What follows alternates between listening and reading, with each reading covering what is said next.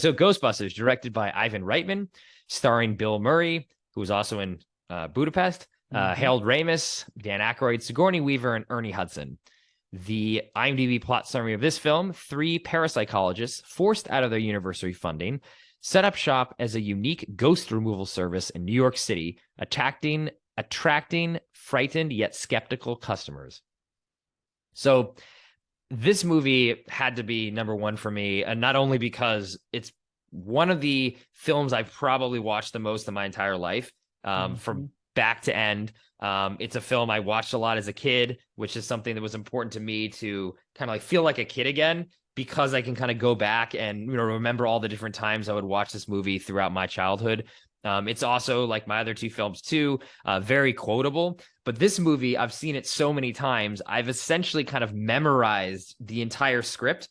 So it's like I'm watching it and it's almost like a mantra or something, like people do when they, I mean, I'm not someone who meditates, but almost like the dialogue puts me into this like meditative, perfect comfort state, because I know everything that's going to happen, every frame, every edit. It's just this movie is like absorbed in me. But like my other two, again, it is a comedy with characters who I love and I want to spend time with, much like Arnold in Commando, and then Pee-wee in Pee-wee's Big Adventure, or even in like the Wes Anderson movie we just talked about. You kind of want to hang out with these people. It's sort of like you're meeting back up with some old friends.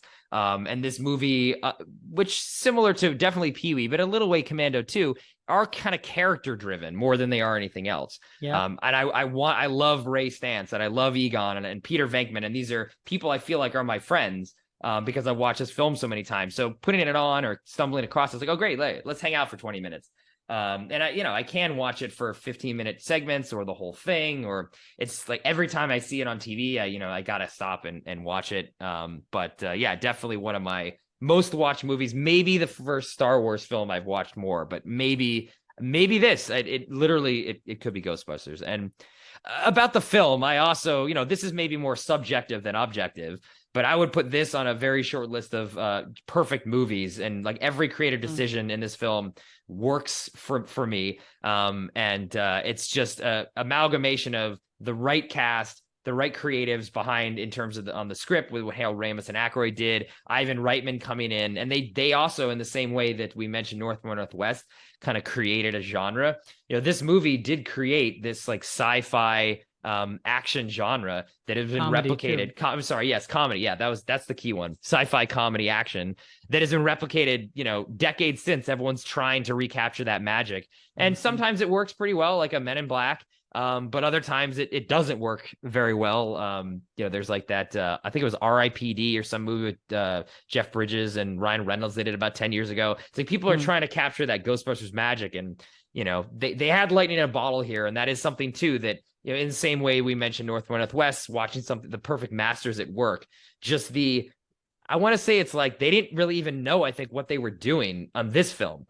Hitchcock is such a perfect, right. Like he's got it all in his head. I feel like these guys, I mean, a lot of it was improv, and these actors were just kind of showing up on set and seeing what was going to work. And the fact that they were able to put together something that is just an incredible movie like this, I think is something, again, that kind of gives me comfort in that way too. So every time I watch this movie, I just feel like a kid again, and had to be number one. No question for me. This was an easy one. I wasn't surprised to see this on your list. I know this much about you. So yeah, I mean, I agree with everything you said. Like, this is a complete joy. I didn't grow up with it. I feel like if I had watched it at the age that, you watched it, this probably would have been my rotation. It's not in my rotation, but whenever I do watch it, I'm always blown away by how good it is. And like you said, there's sort of like an accidental, understated or not stated genius to it. And I think for a movie like this, it has to be that way, because the moment you start to, piece a movie like this together with intent, I don't think it works. And that's why every other movie that's tried to do that thereon after, most of them fail. And I think comedy is the main kind of sort of secret glue there, because I think you can make a sci-fi action movie or just an action movie with a lot of intent.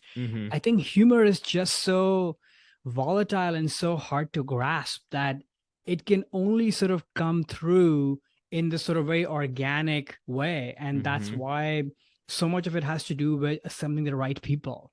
And I think this movie is all about that, of just having the right people at the right time and creating that environment and space for all of that magic to happen, literally. Yeah. And it did. Yeah, no, that's a really good point. I mean, I think the thing that works so well in this film too, that a lot of other films that try to copy it or take the formula that sort of misses, yeah, it's a comedy, but the people in the world kind of are, I mean, maybe Venkman aside, because he's there to kind of make fun of everything that's going on, but the world is serious. The consequences are serious. I mean, the end 20 minutes of this film is not, it turns into just a sci-fi action movie when they have to go and save Dana and go up the apartment and fight the State Park Marshmallow. And yeah, there's a couple jokes peppered in there a little bit, but if you didn't treat the stakes seriously and the consequence of this world seriously as an audience member, I just think the film just becomes then a joke and it's just the comedy.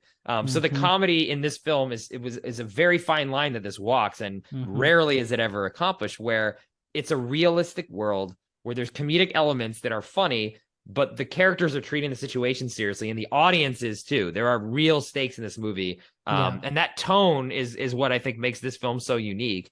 And a lot of the imitators, and I love Ghostbusters too. We've even talked about it in a podcast before, but even that film is criticized for not really nailing that tone properly and being a little bit too goofy and too silly and not taking itself as seriously as this film. I mean, I can even say for comedies, sometimes the best comedies are movies that do take themselves seriously, but there's comedic elements. Totally. But they don't know they're funny. Exactly. Right.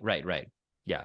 No, I'm totally with you. You're not laughing at these people, you're laughing with them. And the circumstances and life that's unfolding in front of them, that's where the fun is at.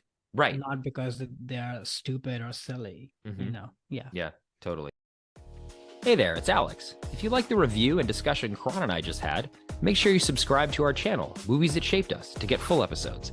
Every other Wednesday, Karan and I cover a topic around important people, places, events, and moments in our lives, and then explore it through 3 of our favorite movies. Subscribe right now, or follow our podcast on Spotify or Apple Podcasts via the link in the description below. Hope you join us for the journey.